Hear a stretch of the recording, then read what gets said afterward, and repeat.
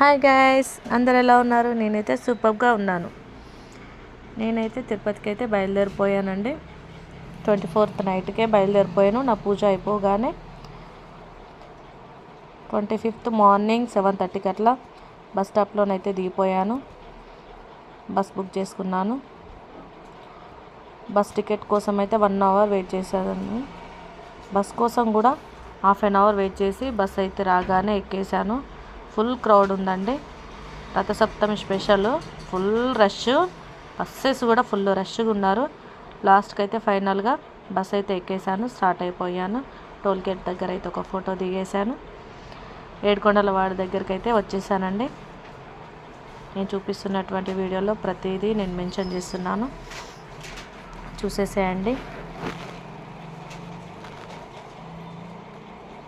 ఎంత రష్ ఉన్నారో, full rush. Rathasaptami special. మా పాప అయితే గెస్ట్ హౌస్, మా రూమ్ అండి వక్లాదేవిది, అందులో రూమ్కి అయితే వెళ్ళిపోతున్నాము.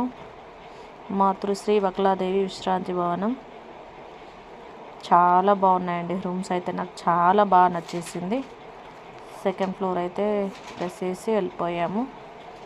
మా పాపనైతే స్పీడ్గా వెళ్ళిపోయింది. ఇంకా రూమ్కి అయితే వచ్చేసాము. రూమ్కి వచ్చేసి ఫ్రెష్ అప్ అయి ఇంకా మాడ వీధుల్లోకి వెళ్దామని చెప్పేసి ఫటాఫటా రాగానే రెడీ అయిపోయి బయట టిఫిన్ చేసేసి బయలుదేరిపోయాము. మా పాపకైతే రూమ్ చాలా నచ్చేసింది. తన కోసం అని చిన్న బెడ్ అని చెప్పేసి చెప్పుకుంది. చిన్న కిచెన్ రూమ్ అది. బయట వచ్చేసి ఇలా ఉంది. నేను ఇంకా ఫ్రెష్ అప్ అవుదామని ఫ్రెష్ అప్ అయి ఇలా రెడీ అయిపోయాను. పాపను కూడా రెడీ చేసేసాను.